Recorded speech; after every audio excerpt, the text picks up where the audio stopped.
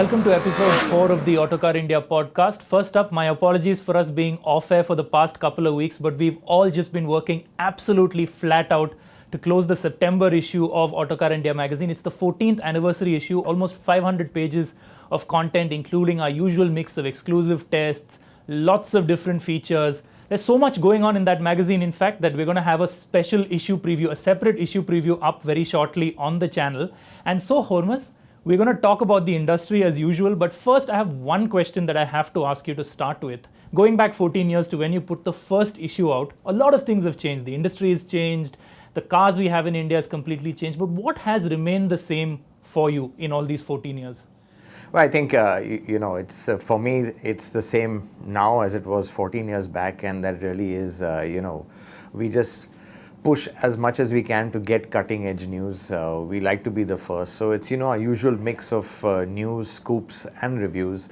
And I think, we've even fine-tuned our car testing, our vehicle testing, even the bikes we test. We're going into a much deeper level right now. And frankly, it's really the same things which our readers 14 years back want 14 years now, which is really cutting edge news and car reviews. Now we have the cover of the issue up on your screen over there, and it's a good starting point for us to talk about the things I want to talk about in this issue of the pod. So, yeah, that's a bit of a scoop actually over there. First time we put our cover up. Magazines are not yet on stands, coming very shortly, but anyway, that's a good first peek of it. Yeah. Okay, and so taking off right from the top, we had the Nissan Terrano launch last week, or the unveiling rather last week. Very promising looking, but I think what surprised a lot of us is just the amount of effort that Nissan put in to really work on changing the looks of the Terrano. And do you think it has what it takes to succeed, given the fact that is compact SUV still really the segment that's working in India at the moment? But I think really that's the message. The fact that Nissan changed almost every body part, that speaks a lot. It speaks about commitment. It speaks about they're really serious over here. And, it's not cheap to do something like that. So really, they've put a lot behind the Terrano. Of course, it is a duster with a smarter set of clothes. That's what we said on our cover as well. But I think it really looks a lot more premium than the Renault does. And they are going to price it a bit more. They have to price it a bit more because that's the way it works in the alliance. Obviously, Nissan will have to pay Renault a bit of a royalty, so that has to be factored into the price. But I think, this does have that slightly more premium feel. So yes, it has got a lot going for it. And okay, the overall segment has slowed down, or rather, let's say the Duster has slowed down a bit from its peak. But I think the Terrano really, this definitely could be the best-selling Nissan model for now. Now, moving to another SUV that has prominent positioning on the cover. Now, the old Santa Fe, when it's been around for a while in the Indian market, and I personally have always thought that it is one of perhaps the most underrated SUVs. You don't see people talking too much about the Santa Fe in its segment, but it offered a lot. But this new Santa Fe, you're pretty convinced it's going to be a blockbuster. Well, I think, it's Hyundai's best vehicle yet, and I'm just not talking about SUV. It's actually the best Hyundai I've driven right now, which is going to be coming to India, and much better than the Sonata, for example. It's just so much better sorted. The engine is good, the space inside is good, just the overall feel, the looks also very good. But I think really, the Santa Fe, it's a very significant product for Hyundai, not because it's going to sell in large numbers, but really this is their ticket to the premium club. Now Hyundai, like Maruti, have struggled to go up market. So really, they make great cars under 10 lakhs and there's a lot of demand for them, very much like Maruti. But the minute they start going up market, the brand just can't take it. So really, the Santa Fe, I think it's got everything that's going for it in terms of product appeal. It's got great looks, it's spacious, it's practical, it's got a fantastic engine. So really, from that point of view, it's got a lot going. So this is the best shot the Hyundai brand or badge has to go up market. And all of us, we tend to crib a lot about the handling of Hyundai cars in India particularly, but I've always found that the Santa Fe at least was a little bit better than most Hyundai cars you could buy in India. Is that the case with the new Santa Fe? Has the handling and just the ride and handling come up a little bit as well? Oh, definitely has. In fact, Hyundai have made huge strides in ride and handling. But again, quite honestly, it's not the class-leading ride and handling you'd expect, let's say, from a European car. So even the steering is slightly inconsistently weighted, and the ride is not as settled as you want. But honestly, do Indians really care about that? I don't think so. I think that's a low priority item for them because frankly, there are no roads over here to drive. That's why, even in the US, where the roads are just straight and wide, the nuances of handling are not as important over there, and that's the same in India. So I think, to answer your question, no, the handling really isn't up to world standards, but I don't think that's going to be an issue. And sticking with SUVs, and this is fast becoming a bit of an SUV pod here, but over the past week, I've seen you spending a lot of time in the XUV 500. Now, this is a new and improved XUV 500 that Mahindra sent along to you to check out. But other than the fact that they've managed to beat that ridiculous SUV tax by not really doing very much, there have been a lot of other things that have changed in that SUV, right? Definitely. I think the minute you get into the XUV 500, it just feels a lot better. Two things. One is it feels a lot stiffer. So all the little bit of squeaks, creaks, that's taken care of. They have kind of, shortened the gap between the spot wells. So that's really increased the torsional stiffness. And the ride is slightly better. It's softer. And that's just been done by bushes.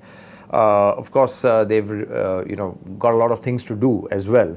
But I think one of the other improvements is on the brake side. It doesn't make that noise anymore. But again, they could have improved the brake pedal feel, because at the top end of the travel it still feels a bit mushy. Gearbox also still not very good, still a bit notchy. And the clutch, they've improved it in terms of reliability. They've gone to Valio, changed the oil seal, stuff like that. So really that's sorted. But again, not as progressive as I would have liked. Suddenly when you're doing what they call a half clutch, so to speak, it suddenly engages a little sharply. But it just definitely feels a lot better. It just feels so much better put together. And I think that's really what makes a difference. And, having said that, you have to understand that what Mahindra has achieved with the XUV 500, I mean, is just mind-boggling, because it's still in its infancy as far as product development goes, and it has to go through this curve. It has to go through the pain of learning things, and I think the company is really well aware of that. And again, someone like Dr. Goenka, who's running it, who I have a lot of respect for. I think he's a very pragmatic guy. He kind of doesn't have his head in the sand. He does know these are the issues. And I think that's really what really helps in terms of management attitude. So really, again, XUV improved a lot. Still work to be done, but much better than it was before. And you talk about the attitude of the Mahindra management. It's kind of similar to what they've done with the Scorpio as well, right? The first Scorpio that came out to the final Scorpio that's in the market now. And they're going through that phase with the XUV 500 as well, except that now, perhaps because they're benchmarking themselves globally, they're moving a little bit quicker and making those changes a lot faster as well? Yeah, they are. I think there are two things which have changed from the Scorpio days. One is the Scorpio really was a body-on-frame product, which is in their DNA, in their roots going back 50 years. The XUV 500 is the first monocoque, so really the engineering complexities in that are quite different. And I think more important is that Mahindra now has serious competition, because everyone and his uncle, cat and dog are coming into the SUV space. Especially in that 10 to 14 lakh Exactly. segment. So you've got Renault coming in, you've got Ford coming in, you've got Nissan coming in, and all this has had an immediate impact on the XUV. You can see it in the sales numbers. Of course, Mahindra will say that it's the SUV tax which is a problem, and we'll just come to that in a bit later. But the fact is that everyone is coming in. So today it's just these three, but there's Honda coming in, there's Toyota coming in, and these people are really formidable players, and even Maruti is coming in. So clearly they are going to have competition, and it's going to be tough for them. But this is a company that's very innovative.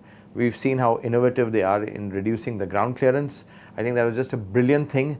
It was as brilliant as the rule is idiotic. So, quite clearly a good thing done. But from what I hear, government is kind of wizened up to this. It's a bit of a cat and mouse game. And I think the regulation is going to change to the ground clearance being measured in an unladen state rather than a laden state. So in an unladen state, Mahindra are going to have about a 30-40 millimeter disadvantage, and with that, it's not going to be possible to drop the stone guard any further, because when it's laden, it's going to hit everything.